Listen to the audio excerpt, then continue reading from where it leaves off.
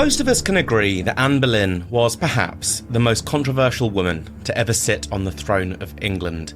But her life has rarely been examined through a legal lens. Until now. I'm thrilled to welcome back onto the podcast historian and attorney Heather Darsie for a discussion based on her upcoming book, If Any Person Will Meddle of My Cause, The Judicial Murder of Anne Boleyn. In this book, Heather has worn both her work hats, examining Anne's story through the eye of an attorney, examining the laws closely. Heather explains why religious reform and the break from Rome not only predate Anne Boleyn, but predate the Tudors altogether. Why and how Anne Boleyn regularly broke the law, and perhaps most interestingly of all, why Heather firmly believes that even if Anne Boleyn had given birth to a son, that Henry VIII would still have got rid of her, and that his means of getting rid of her would have only ever been death. Controversial, I know, but carry on listening to find out why.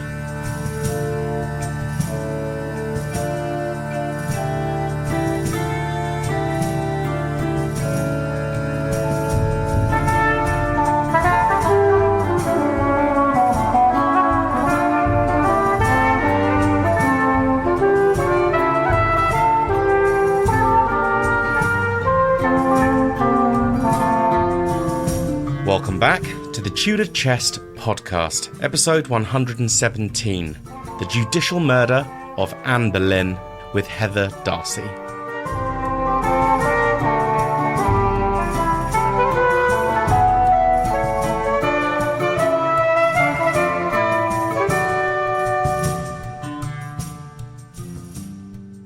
Welcome to the Tudor Chest podcast, Heather Darsie. How are you? I'm doing well. How are you? Very well, thanks. Thank you again for coming back on the podcast. We're here to talk about your latest book. Comes out on the 15th of this month, so just in time for Christmas, folks, which is If Any Person Will Meddle of My Cause, The Judicial Murder of Anne Boleyn. So this book comes hot on the heels of your book about Catherine of Aragon. So how long have you been working on this? I started working on this it was 2018 or 2019.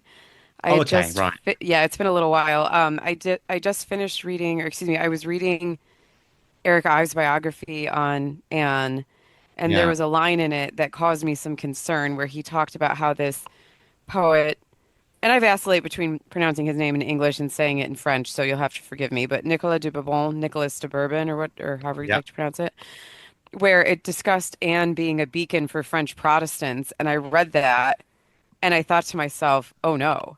And that's kind of what kicked it off. Is your career, because outside of being a historian writing these books, you are an attorney? Correct. Yes, I am a prosecutor. So, but an attorney in the United States is kind of both the barrister and the solicitor things combined. Got it. So I assume then that played a big part in wanting to do this book. Yes. So I've worked as both a prosecutor and a public defender. So I've worked on both sides of the bench, and whenever I really wanted to understand why Henry wanted to kill Anne. And when people read the book, I hope they understand I'm not trying to victim blame or anything like that. It's just I really wanted to understand Henry went to extraordinary lengths to be with her, and the sumptuousness of her coronation, the symbology with her coronation using St. Edward's crown rather than the typical one that's used for a consort, and then kills her 3 years later. So it didn't make sense to me that the only reasons he killed Anne were because she failed to have a son and he maybe fell down and bumped his head. That seemed a little too simplistic, and it also seemed to take away a lot from Anne as a person. And we'll come to this in more detail later on, but a big part of what also really stands out for me in this is that you're also firmly of the belief, even if Anne Boleyn had had a son, Henry would have eventually got rid of her. Yes. Which is quite controversial, but I'm really looking forward to that discussion to find out more about that. This book, so The Judicial Murder of Anne Boleyn, it is split into two parts. Part one examines Anne's story in the traditional sort of linear sense, looking at her life. But part two particularly Anne's downfall, and you examine it very much from a legal perspective. So, why did you choose to write it in that way, to break it into the two? I didn't want to completely assume that everyone reading this book had a ton of background knowledge on Anne Boleyn. So I wanted the book to be accessible to anyone who was just had a basic interest in her and maybe is more of a has a passion for Anne Boleyn and maybe not the same type of passion for history and analysis that I do. And I also wanted to point out Hmm. some of the finer things or details about Anne's rise that might not have been contemplated in other works. And I wanted to talk a bit more about my thoughts on her relationship with Henry and why I think that the relationship with Henry and Anne is always viewed as this great romance. And I don't know that it was a great romance so much as they both had the same goal in mind. And then once that goal was achieved, that kind of led to her being a little less interesting for Henry to have around, perhaps, and also might have led to some of Anne's other behaviors and being a bit more laissez-faire about things. So that's why I wrote it that way. And then with the second half, of course, we start diving into the actual meat of my Hmm. argument or why I think that Anne could have ran into trouble with Henry. Yeah. And you also, what you also go over is actually how controversial Anne was sort of across the board and how she regularly broke the law, which is what we're going to also discuss in, Yes. in more detail. And because of that, we're going to focus on part two today because listeners will have a pretty good understanding of Anne Boleyn's story. In part two, you actually start by taking the reader back 300 years before Anne Boleyn's time to the 13th century, reign of Edward I, through the Plantagenets. And it's all about explaining the lessening of the power of the Pope was far from an invention of Henry VIII's. So, what was happening at that point and why?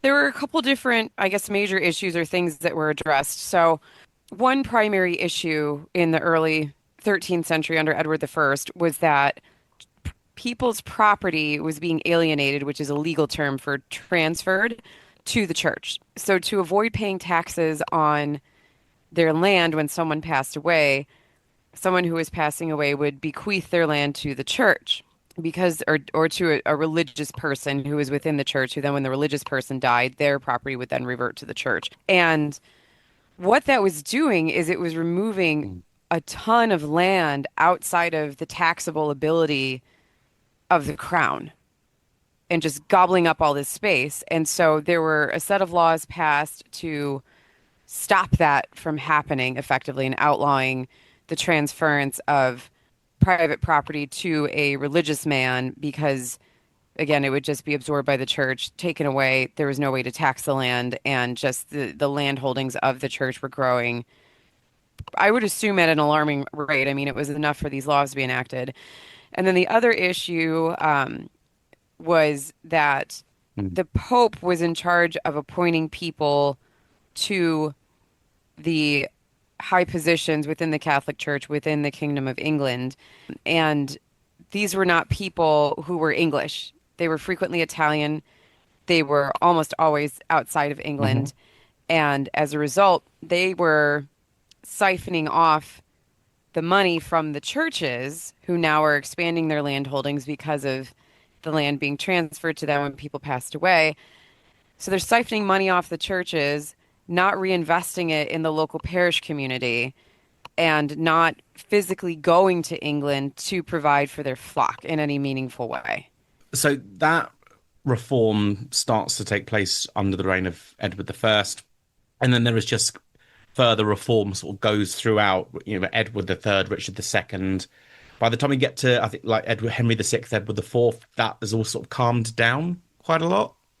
It seems to me as though there were more important things happening with Henry Yeah. VI and then the Wars of the Roses. So I don't know that anyone really was concentrating on what was happening. And so the laws, they're still in the books, they still exist, but as far as being a prominent concern for people, they just kind of fall away really until the reign of Henry VIII. And some of the other things that were being changed within England in the 13th and 14th centuries were impacting jurisdiction in court cases.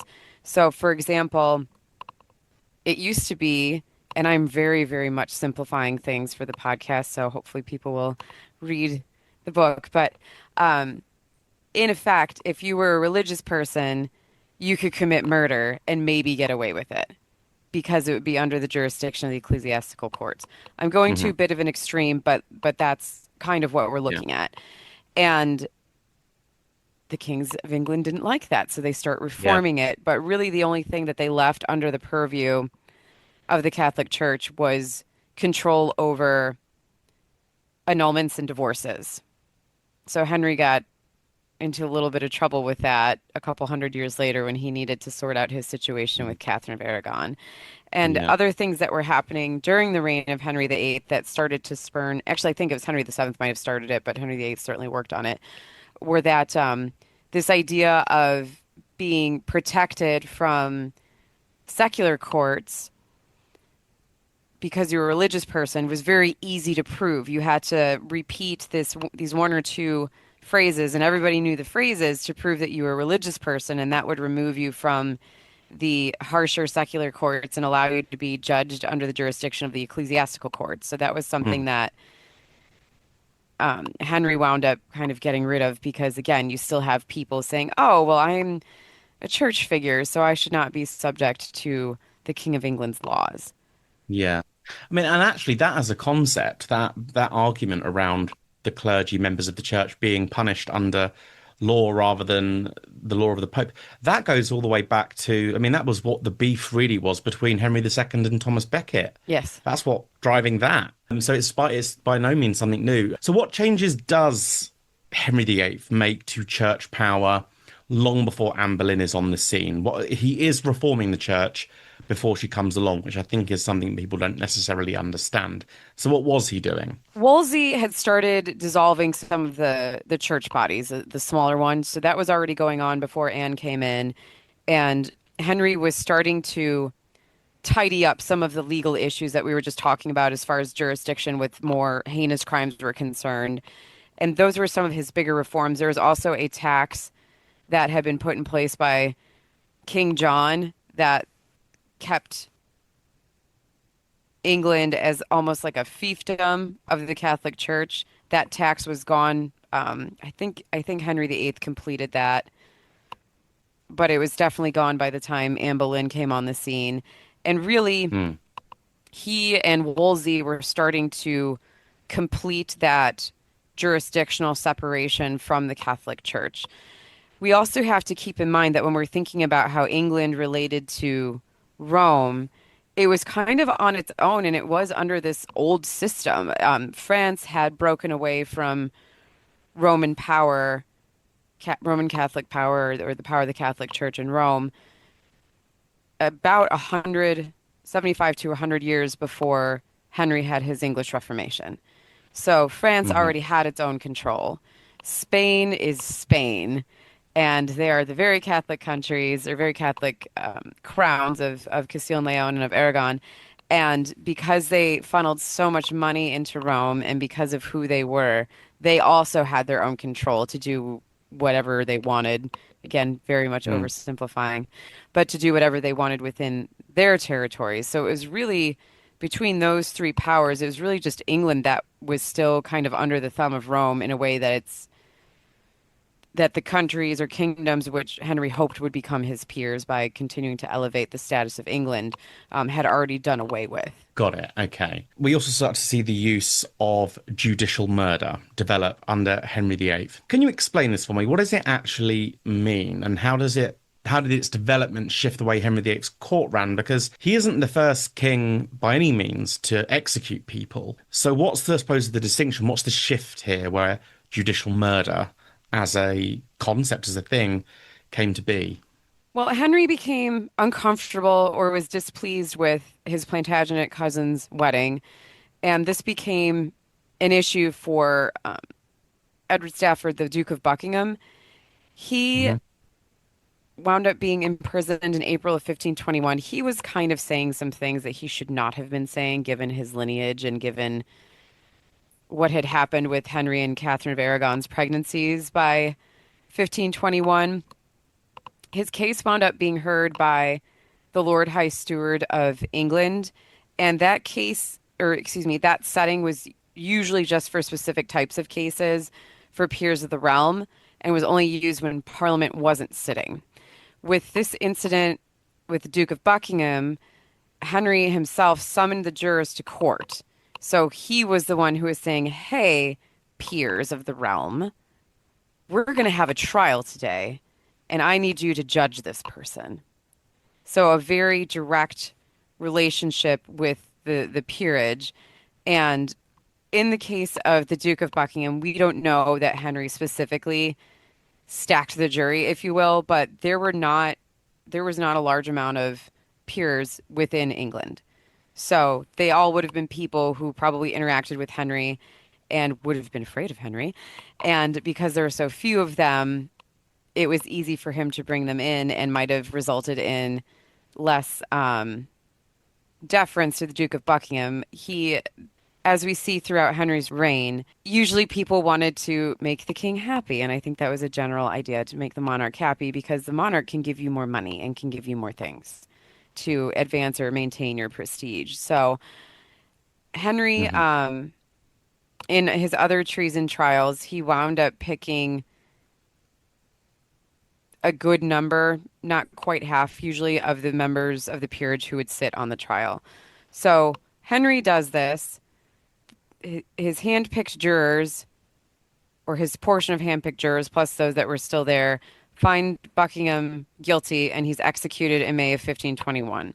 Um, I think that with hindsight being 2020, it does seem like a foregone conclusion, but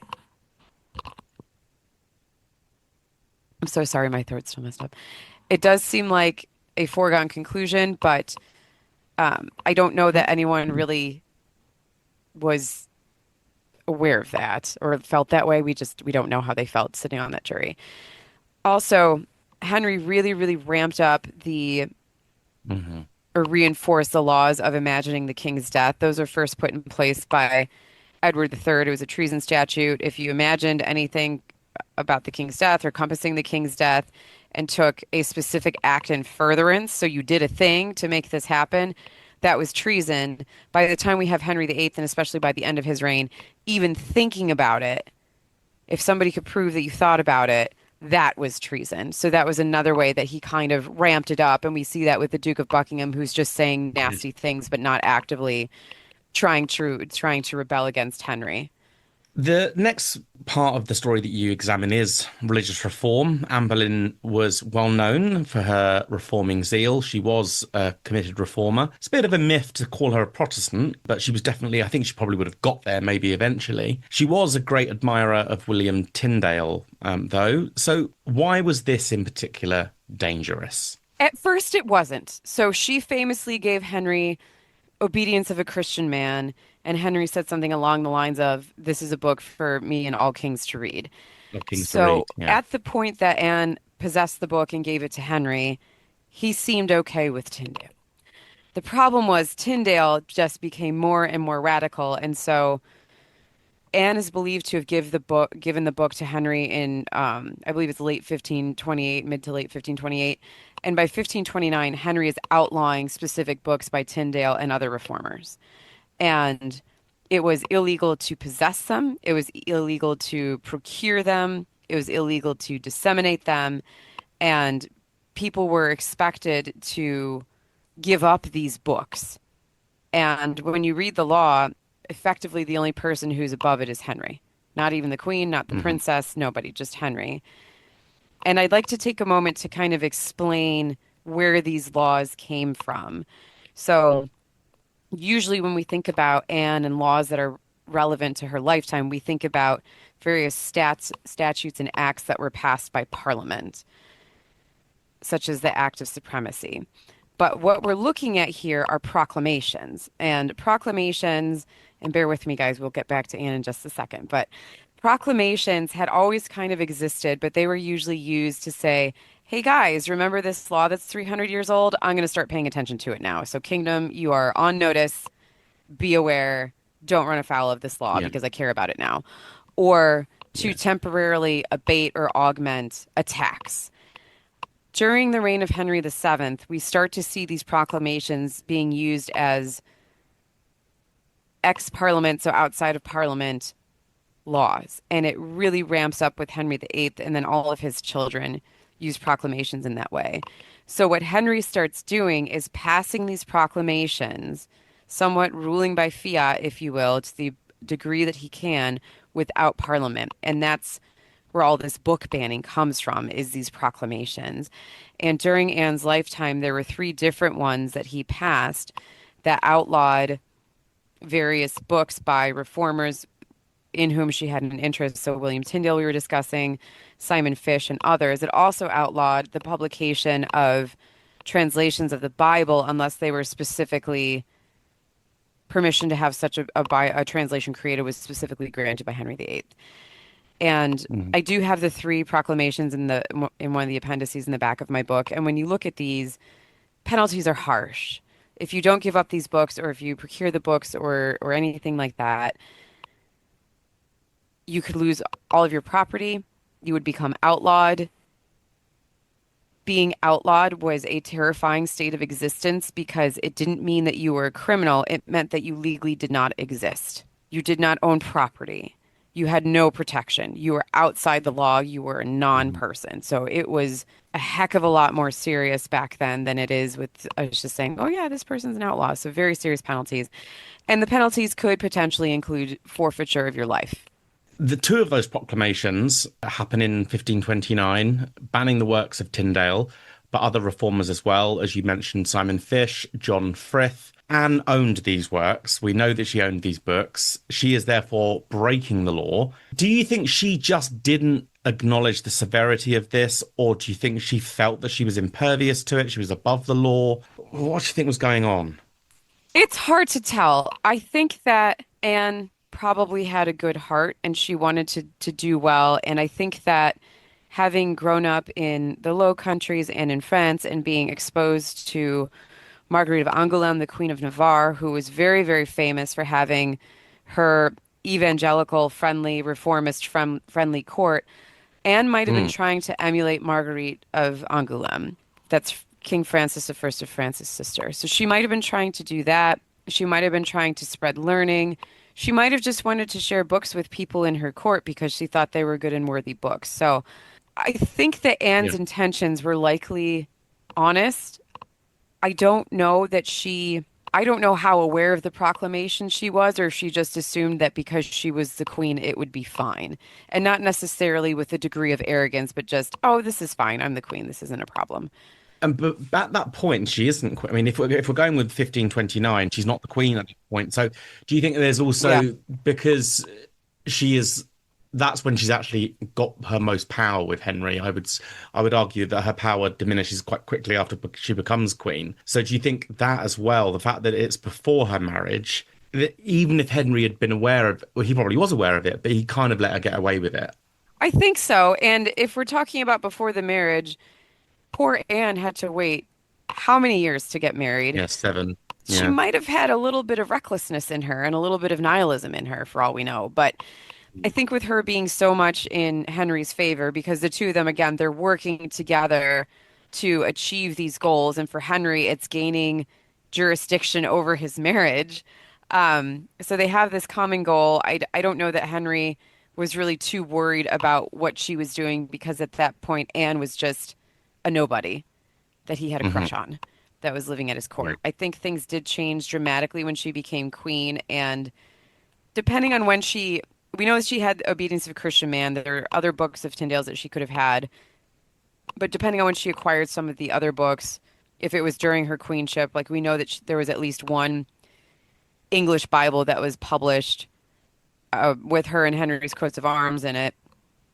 I don't know if it was sanctioned or not, but it existed. So, and there's images of a lot of these books that we're discussing in my book within the plating. So the evidence still exists that she had these things or that these things occurred while she was running up to her queenship and also as a queen. But she just, I don't think she really appreciated or was ever given an opportunity to appreciate the huge transition she made from being a single independent woman, which was a Mm, very different thing back then, to being somebody's just wife, let alone the queen of an entire kingdom. Yeah. And for women who were widowed or never married, they had access to things and were able to do some things within courts of law so long as they had a male sponsor that married women just could not do. Married women were effectively legal infants in the sense that they had no more power or control or access to finances, courts, etc., than a child would once the woman was married. And so Anne might not have appreciated that transition either of going from being her own woman to being owned effectively by marriage as women were when she married Henry. So in 1534, there's a major Anabaptist movement that happens in Munster, part of modern day Germany. Now, you would imagine that an Anabaptist movement happening in Europe isn't going to have a big impact on Henry VIII and, by extension, Anne, but it does. So, how and why? Well, Henry's very aware of this happening. And this was happening to cousins of Anna of Cleves. And so he's corresponding with the Cleves court. They're getting information from Saxony, from all over the place about this Anabaptist uprising. And the Anabaptist uprising is terrifying to contemplate. It is very interesting to read about and to research. But when you really sit back and think about it in the context of the 16th century, it was a monstrous thing that happened. So you have these Anabaptists who go and take over the Prince Bishopric city of Munster and kick out people, proclaim that if you do not convert to Anabaptism by a certain date, you're going to be executed. And it just keeps getting worse and worse and worse. And the reason they took over Munster was because they wanted to provide a new Jerusalem because they believed that Jesus was coming back imminently. And their leadership went from bad to worse. The last leader of the Anabaptists, or the last, I guess, formal leader of the Anabaptists, he wanted all of the men to take as many wives as possible, including children as young as 12. And that's horrifying to us now, but it was horrifying to them back then too, because if I remember correctly, Yeah. usually a girl had to be 15 to live with her husband as husband and wife, and a boy had to be 14. So even then, they knew that 12-year-olds should not be having children. But in an effort to boost the population of New Jerusalem as quickly as possible, that was passed. And I haven't looked into if there were child weddings or how many there were, but just the fact that this is what they thought was a good idea is offensive to our modern sensibilities, but also would have been to the sensibilities of people in the 16th century. There are a couple times that the Prince Bishop of Munster does try to take back Munster, and it doesn't quite work. And then finally, after about a year and a half, he's able to starve out the Anabaptists. And he is absolutely ruthless with them. And he winds up capturing the three leaders. And after a pretty quick trial, sticks them in cages that are dangling from the steeple and just leaves them there to rot. And those cages are still there. You can still go see them. So Henry's hearing Oh, about all okay. this stuff. At the same time, if you don't mind me continuing, we go over to Mm. Ireland and you have the Kildare Rebellion. I'm not going to touch on it a whole lot today. Please do read about it.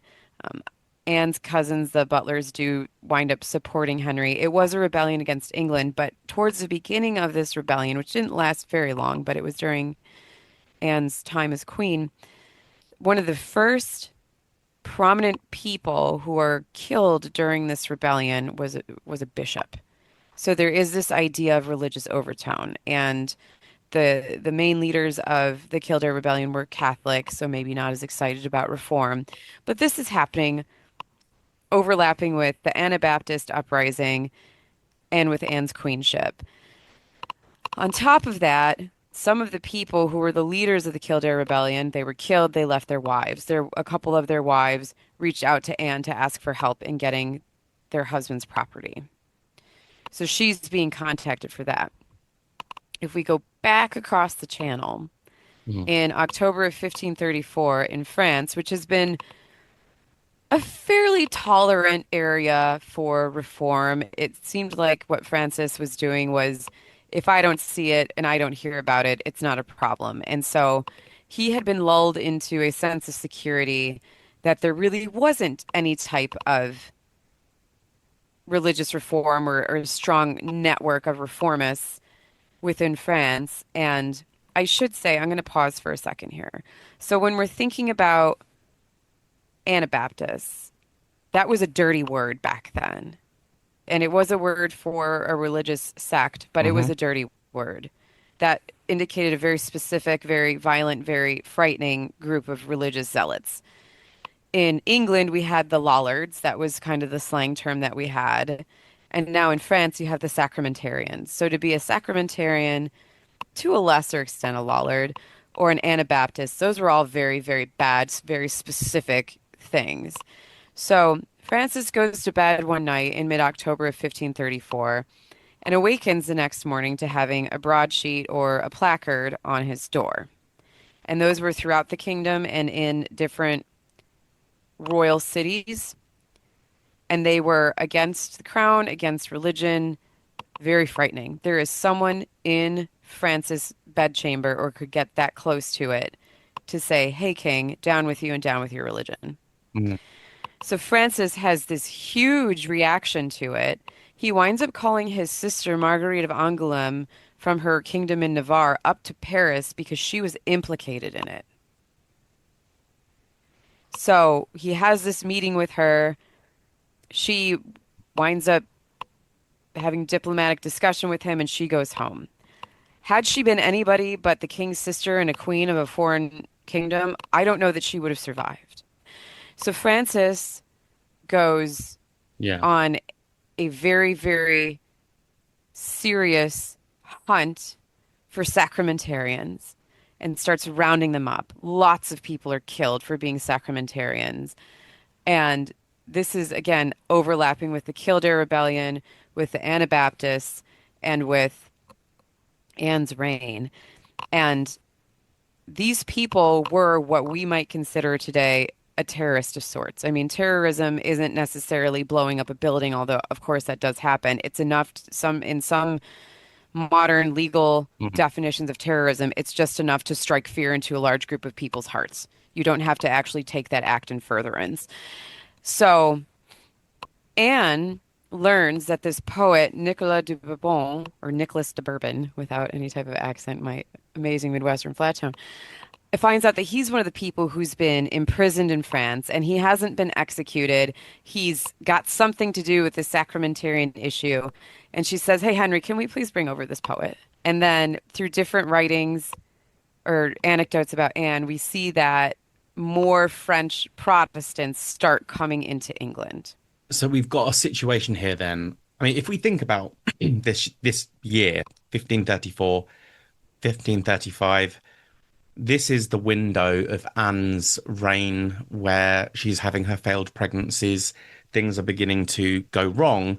But what you're clearly saying, obviously, there will have been, but there was so much more going on for Henry than just Anne Boleyn's inability to have a son. So I suppose what you're saying is because of all these things going on, that are all negatives, that it's going to create this sort of shadow, I guess, over the court, over their marriage. And although Anne Boleyn is ostensibly not directly responsible for some of these things, she's there at a point where the court is racked by concern. So by definition, it kind of puts her in a bit of a negative light, I guess. Yes, at some point she becomes viewed as a serious enough threat to England by either Henry or his ministers or both that she just cannot exist anymore. Um, it seems that part of the reason why, or it would make sense that part of the reason why Anne never had her meeting with Marguerite of Angoulême is you can't let the heretic queens get together. Hmm. And we have Anne supporting the French Protestants, which I think she did out of the goodness of her heart. I don't think there was anything insidious going on. I really don't see Anne as being this terrible scheming person. I think she was Yeah. just trying to do the best with the very little control that she had over her life. And then you have Marguerite of Angoulême, who is famous, as we were discussing, for having all these evangelicals and these kind of extreme thinkers. They were just thinkers who wrote words. They did not take actions necessarily, but having these extreme thinkers in her kingdom. So if you get the two of them together, what type of message does that send? Hmm. And And in 1534 to 1535, she possesses books she's not supposed to have. She defends people who are trying to translate the Bible. And again, I think very innocently. But unfortunately, she's doing that. You have these really, really frightening, if you're a monarch, uprisings that are happening all around you. And then you have your queen that's been crowned with the crown of St. Edward. So that could have been Henry saying, hey, kingdom, Anne has been divinely appointed by God to be my queen. So we're going to use this crown, this very specific, meaningful crown.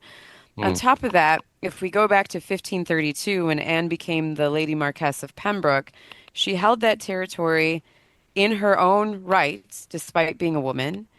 Yeah. And additionally, Pembroke was a Palatinate, which meant that, to just kind of really sum up things, she'd be able to raise an army because this was a border territory with Wales to defend. She could mint her own coins and she could pass laws. So she was just below the king. There's nobody else above her. This was not a status that Catherine of Aragon ever had. Anne had Mhm. genuine, authentic power. The only other person that had that type of power outside the crown was Wolsey, who had Durham. And then when he's killed, or actually, well, he passed away, so he was probably on his way to get killed, but he passes away. Sorry.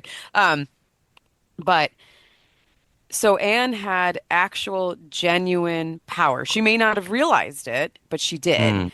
On top of that, her brother is the Lord Warden of the Cinque Ports, so he can control commerce in the Channel and potentially maybe the Navy a little bit. So that's where you have the Boleyn siblings sitting in 1534 to 1535. And they're still importing books that they shouldn't be having. There was one letter that I saw where George sent his man to Amsterdam, which was famous for printing books that aren't supposed to exist. And William Tyndale's there. I think Simon Fish might have gone there for a little bit. But you have all these people who are just printing things that aren't really welcome in England. So George sends his man to Amsterdam, of all places, to get some hawks. Maybe he did get hawks. Maybe he got some banned books too. Or maybe it was just banned books. We don't know. We also Yeah. know, speeding up a little bit, that right after Anne was arrested in May of 1536, one of the members of her religious household, if you will, came back with banned books from Amsterdam. And we don't know what books they were, but she was still doing this when she Well, wasn't she also supposed to. owned books by Frenchmen that were heretical as well. And did that also contravene English law? Yes. So she had books by Okay. Jacques Lefebvre Etaples. Again, looking at the proclamations, even though those books weren't necessarily specifically outlawed, you were not supposed to have books in French, English, etc. that were religious books that were not authorized. The books that she possessed, she probably came into some of them perhaps quite long before she became queen and maybe before she even came to the attention of Henry, but she was not allowed, nobody was allowed to possess these types of books because of these proclamations. So, and there are images of at least one of the books, the French books, in my book. So it still exists. So we know she had them. You talk of Anne Boleyn failing to recognize that she was subject to the law quite a lot. Well, we sort of touched on this earlier, but what do you think was behind this? Is it naivete on Anne's part? Is it misplaced arrogance? Do you think because she'd broken the mold so much that it almost to her just was part of her story? I think so. I don't, like I said, I don't think that Anne was this horrible scheming person. I think that it's worth giving her the benefit of the doubt in this situation. And so I don't think that she was arrogant. I think that she was either naive, as we were saying, or she had just been conditioned to operating this way. And so when she transitioned from being independent woman, if you will, to being somebody's wife, she just did not appreciate what that meant. I don't know that she appreciated that because she was the Queen of England, crowned the way that she was crowned, and much more visible and to be taken much more seriously as a queen. I don't think that she made that mental adjustment to, oh, I'm the example for women in this kingdom. So I don't think it was arrogance, but I believe there was either a degree of naivety or conditioning or a little bit of both that caused her to just disregard things that she should not have. Yeah. She failed to Anne continued to be Anne after marriage, and there is the fundamental issue there, isn't there, that she doesn't recognize the change in her position. I'd agree. And also, she seems to have gotten more paranoid after she married Henry, and things Mm. were not moving along well with trying to betroth Elizabeth to anybody. And maybe she had some postpartum depression. I mean, we don't really see anything that would indicate that, but it's a thing that happens and it impacts everybody differently. But so she just starts getting a little bit more neurotic as well after her marriage to Henry. And she is also famous for her sharp tongue. We think, as much as I agree with you, I think she was broadly a decent person trying to do the best that she could. But she was known for having a temper and for saying things that were just unbecoming, certainly, of a queen. And she could be especially spiteful about Catherine of Aragon and Princess Mary. So, how does that ramp up during her time as queen? And actually, why was that the opposite of what she should have been doing? There are a couple of things happening after she becomes queen. So she tries to, I guess I don't know what this motivation is, but there is an anecdote that she asked for Henry to obtain from Catherine of Aragon the baptismal cloth that Catherine brought from Right. Spain. Yeah. And I do have a chapter where I go into all the nasty things that Anne's recorded as having said. The reason why I do that is because while keeping in mind that the source for most of them is Eustace Chapuis, who did not like Anne and usually called her the concubine when he wrote, if she said anything, The lady, if he was feeling oh yeah, generous. if she said anything even remotely close to that in a setting where people that weren't Henry or her very close confidants could hear it, that's really bad. So she does this weird behavior or very disrespectful behavior towards Catherine of Aragon. She's saying things that are inappropriate. And then she's kind of amping herself up because she's so stuck on the idea of wedding little baby Elizabeth to a French prince. But the problem is, Henry has a teenage daughter. The teenage daughter, Mary, while she's not regarded as being a princess or even being royal necessarily within England, she is everywhere else. And even if Yeah. she isn't, she's still of an age to marry. And so during these wranglings that Anne was trying to force for Elizabeth to marry a French prince, Francis is kind of like, well, what about Mary? And which makes sense. I mean, it probably hurt Anne and made her feel vulnerable, but it makes sense, especially when we look at Francis, who several of his children died under the age of about 4 or 5. So he was very aware Yeah. that he could betroth one of his sons to Elizabeth and she could die. I mean, one of Francis's daughters, was betrothed to the Holy Roman Emperor Charles V when she was a little toddler and she died. So why would any monarch want to betroth their child to a baby when they had a full-grown teenager? And I think that's part of Anne's problem, isn't it? That she didn't make it easy for herself either. She could have recognized the wisdom of that and the fact that Mary was a teenager, that it was more logical, and just swallowed her pride. But I think she didn't make it her. She was so laser focused on herself and her daughter, and I think protect because obviously there will also have been, because Elizabeth was a girl. There's also that stamping of she's protecting Elizabeth's interests in a way. Whether we like it or not, Catherine of Aragon was beloved. Henry VIII will have loved her. I believe that. And I think that he would have just found her constant sort of barbs against Catherine and Mary. He would have, it'd have been annoying. It would have been jarring to him, and it wouldn't have done it. And it would have just made her look petty, basically. Yes, if she was doing anywhere near what she was reported as doing, that probably would have gotten tiresome very quickly. And Yeah. I don't know that, and this isn't to slight Anne. I think we have to have compassion for her and the trajectory of her life Yeah, totally. even before the spring of 1536, but she just wanted some security and she wasn't getting it. She wanted some international recognition and security, and it just wasn't happening for her. And that must have been a terrible headspace for her to be in. Yeah, I think part of her problem as well is that she did have this knack for being quite spiteful at times.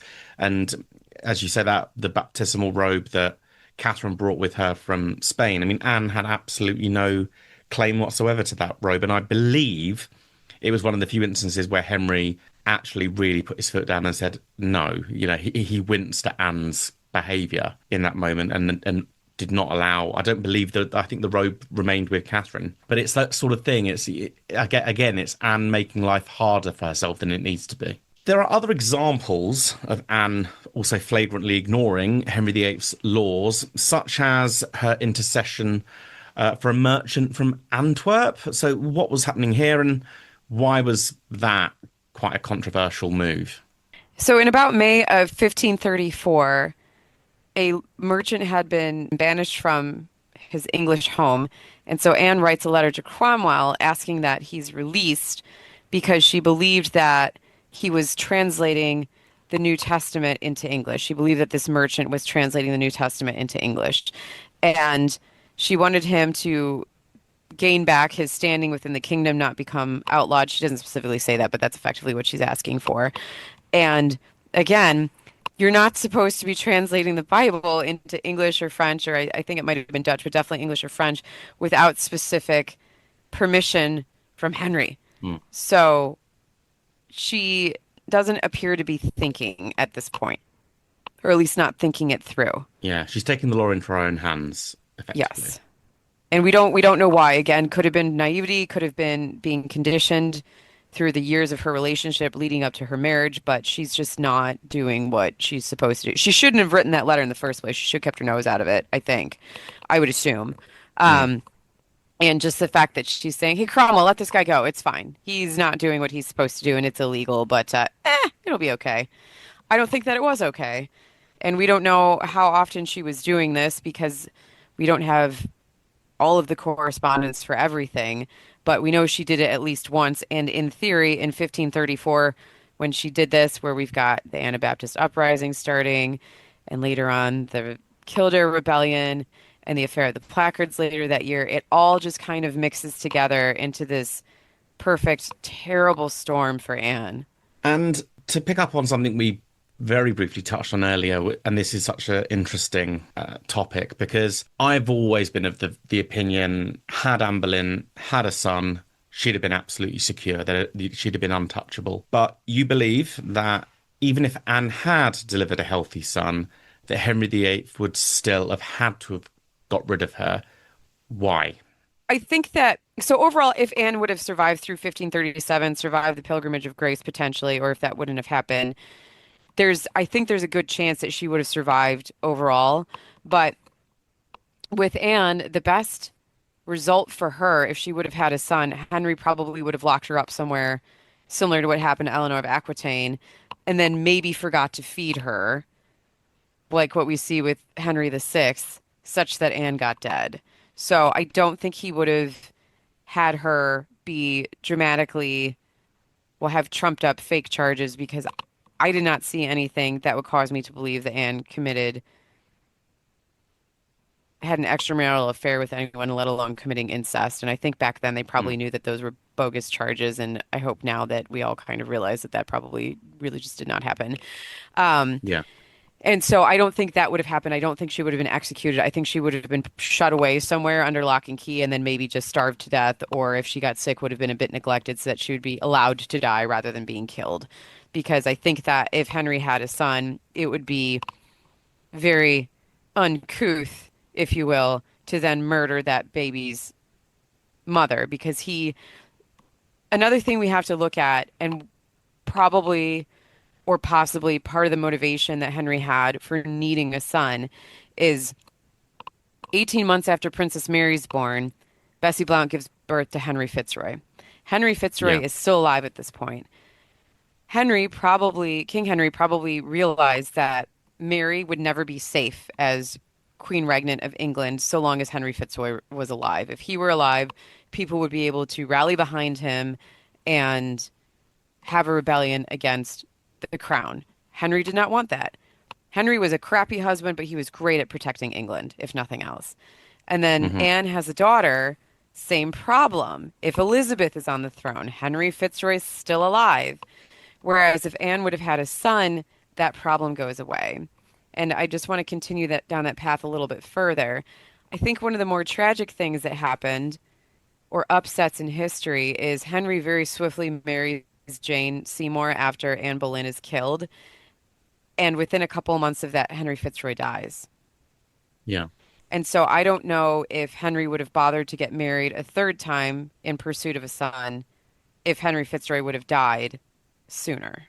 But why, I suppose, why do you think Henry VIII would have still wanted to be rid of Anne? What was underpinning that? Because had she had a son in January of 1536, then it's entirely feasible that the drama that breaks out in April and May that leads to Anne's execution wouldn't have been a thing.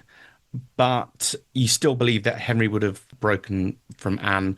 Why? Why do you think she wouldn't have just become his beloved queen, given that she's given him the thing he desperately wants? She was so far out of control or unable to control the Kingdom of England's and other kingdoms' perception of her. She was becoming this religious figure, whether she wanted to be, meant to be, etc.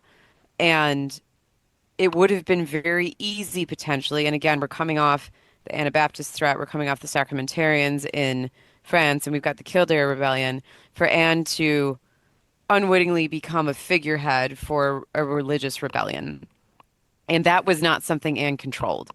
She, by this point, by early 1536, she's still importing banned books. Her brother probably is too. Anne has this tremendous amount of power, whether or not she recognizes it. Her brother has a lot of power too. Anne is seen as a potentially seen as a religious leader of sorts, and her having a son could not have cured that. And then when we look at Anne's execution, her scaffold speeches, I think I have two or three different versions in my book, all have a slight religious tone to them. And when we look at what she's wearing potentially a red petticoat, which is the color of martyrdom, and there's a gray petticoat. Yeah. And I'm very sorry, I forget off the top of my head what that meant, but it is along with it had a religious connotation. So her clothing that she's recorded as wearing has a religious connotation. Henry ensures that her body is tossed into a wooden box, probably bow staves. I know it's called an arrow chest, but maybe it was a bolt chest for giant crossbows. I don't know. I don't really think they used crossbows like that at that point. But her body is tossed into a wooden box and put into an unmarked tomb in a royal chapel that Henry, in theory, could make sure there's an eye kept on the site. And by doing those things so swiftly, nobody was able to gather some of her blood or her hair or her clothing to use as relics of any sort. And then it's believed that he had everything to do with Anne obliterated. You only do that not because you're a scorned husband, but because you're trying to prevent people from gathering around this person and having her Mhm. gaining more power in death, which she kind of did anyway, because here we are in 2025 talking about her, but to prevent her from gaining more power in death than she ever had in life. And is it because of that reason that, in your opinion, she had to die? Why couldn't she go to a nunnery or into banishment? What was it that defined why she had to die? I think that the trouble would have followed her anywhere she went. I mean, even if Henry managed to shove her onto the continent, we were talking about how a lot of the banned religious reform-minded individuals from England were in Amsterdam, so people would still have access to her. She was a problem for Francis I of France because she was inviting his cast-offs into England. So I don't think that there was really anywhere safe to put her. Henry would have had to keep control of her, and again, if she would have had a son. And of course, this is pure speculation about what would have happened if Anne had a son. But the problem was still there. There was no way to get rid of this problem.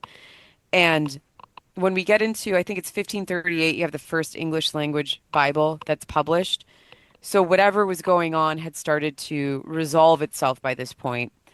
And so if Anne would have survived until then, I don't know for sure because again, she's still creating this issue with importing, religious terrorists into England.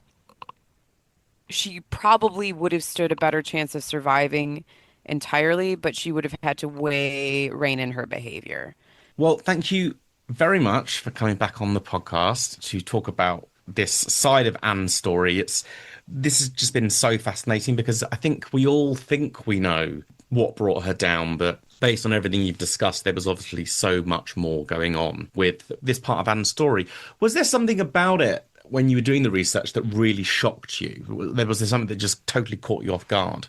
I think all of it, which is a very easy answer to give. I suppose the thing that I found the most interesting, just again keeping in mind my day job, if you will, is that I had always thought that Henry started the Reformation because of Anne.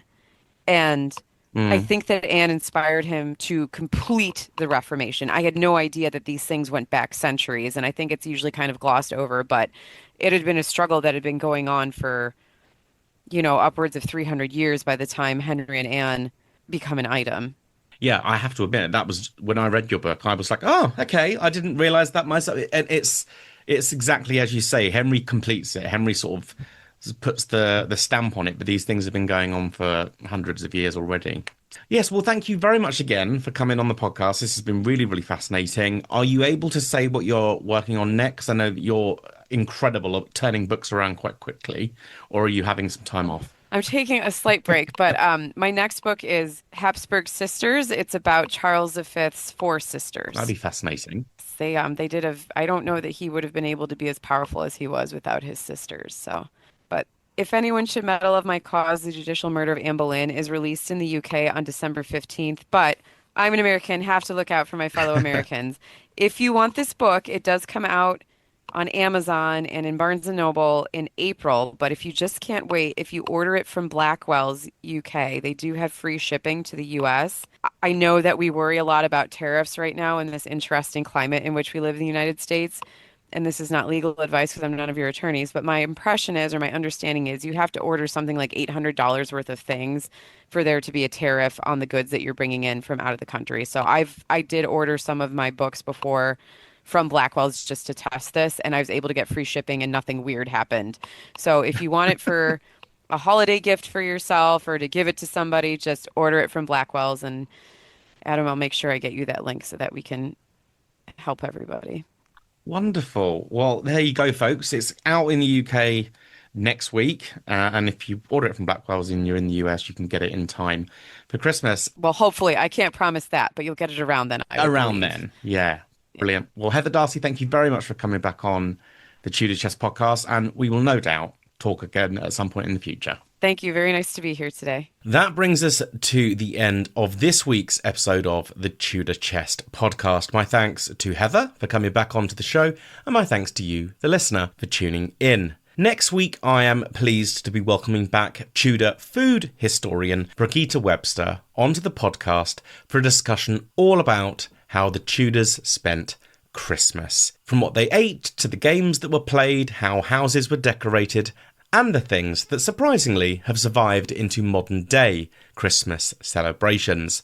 It will also be the final episode of 2025, as thereafter I'm going to be taking some time off to enjoy the festive time of year. That episode will drop next Thursday. If you've got any suggestions for future podcast episodes for me to examine in 2026, do drop me a message either via Instagram, or if you're a subscriber to the podcast, you can drop me a message via Patreon.